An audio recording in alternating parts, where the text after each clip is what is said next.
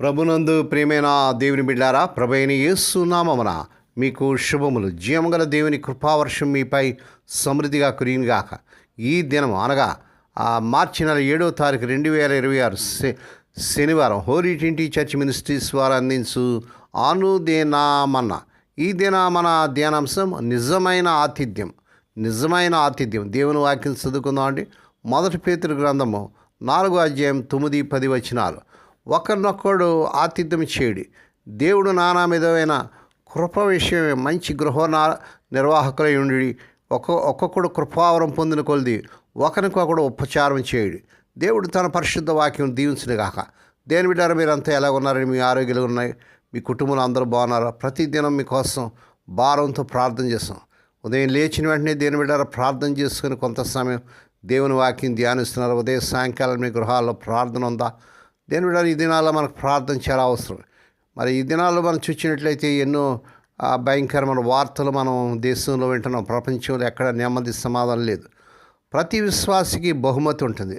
దేవుని బహుమతిని మనం నిర్వహించాలని మొదట గమనించండి. ప్రతి ఒక్కరికి బహుమానం వచ్చినట్టుగా మనం ఆ బహుమతులను ఒకరికొకరు సేవ చేసుకోవడానికి ఉపయోగించాలని పేతురు భక్తుడు రాస్తున్నాడు. పేతురు గారు చెప్పిన ప్రకారం చర్చిలో మందిరంలో బహుమతిని కలిగిన ప్రతి ఒక్కరూ మరి మందిరంలోని ఇతరులకు అందించడానికి ఏదైనా కలిగి ఉంటారు.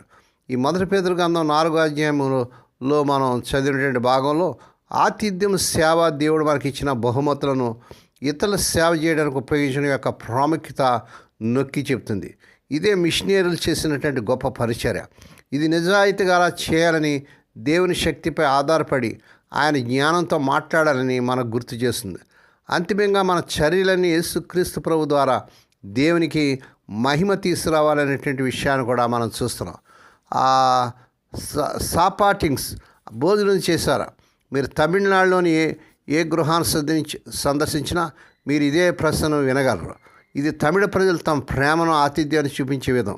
మీ ప్రత్యుత్తరం ఏదేమైనప్పటికీ మీకు ఆతిథ్యం ఇచ్చేవారు తినడానికి మంచి ఆహారం, లేదా త్రాగడానికి మంచి పానీయం, లేదా కనీసం మంచినీళ్ళైనా తప్పకుండా ఇస్తారు.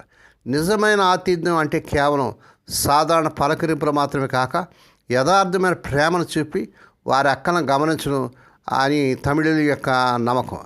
ఇక్కడ రెబకా ప్రేమగల ఆతిథ్యం ఇవ్వడం మాకు బాగా తెలుసు. ఆ ఊరి వెలుపల బావి నుండి నీళ్లు చేది బరువైన కడవలు మోసుకొని ఇంటికి రావడం ఆమె అనుదిన కార్యక్రమం.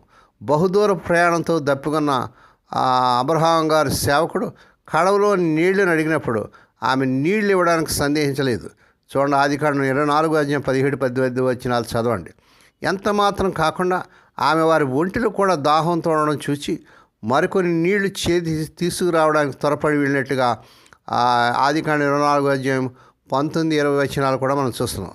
అందుకోసం ఆమె బావి వద్దకు వెళ్ళి అనేక మార్లు తిరిగి బరువైన కడవతో నీళ్లను తీసుకురావడానికి ఆమె సందేహింపలేదు.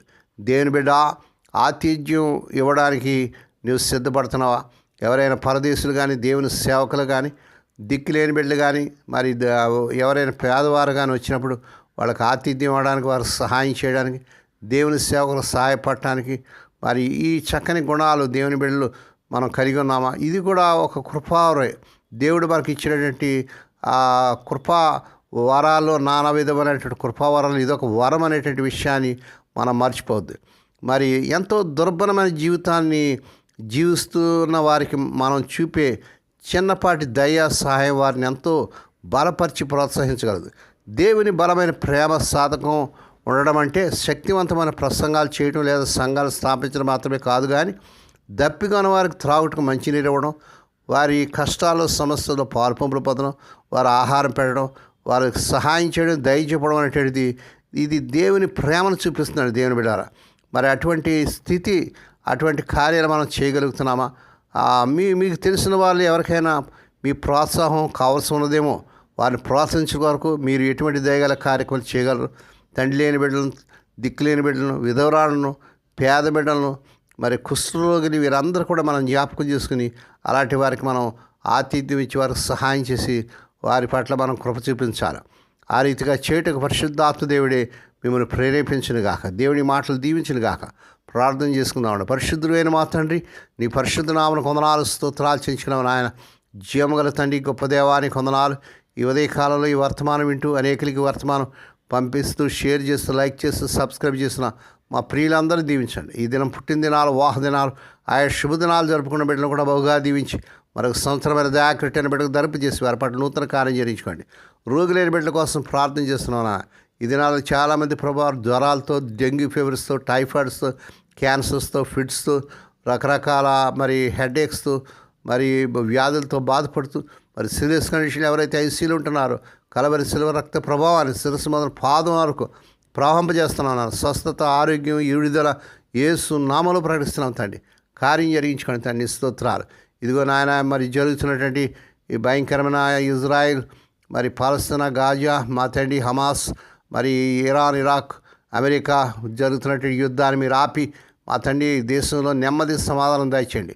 మా తండ్రి బూది గంతల వరకు యుద్ధం మానుపువాడవి నీవేనాన, విల్లు విరిచివాడను బళ్ళెమ తెగ నరుకువాడవి నీవేనాన. యుద్ధము యెహోవాదని నీ వాక్యాలు చూస్తున్నాను తండ్రి.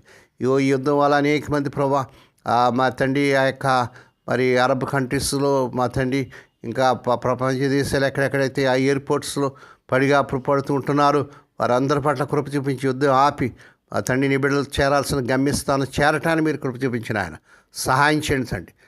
ఆయన స్వదేశీ విదేశాలు ఉద్యోగాలు లేకపోతే ప్రభుత్వం ఎవరి బిడ్డలకు యేసు నామల వారు అర్హత మించిన ఉద్యోగాలు వచ్చునుగాక. వివాహం కానీ ఎవరి బిడ్డలకు యేసు నామలు అద్భుతం జరిగి వారు కోరుకునే సకల సంబంధాలు కుదిరి వారి వివాహం ఘనంగా జరుగునుగాక. హోలీ టింటి చర్చ్ మినిస్ట్రీస్ ద్వారా, ఆయా మినిస్ట్రీస్ ద్వారా దర్శన పరిచయం దీవించి దాసురాలు విధురాలు దిక్కులేని బిడ్డలు, తండ్రి లేని బిడ్డలు జ్ఞాపకం చేసుకుని వారి ప్రతి అవసరత ఈ నెలలో తీర్చండి.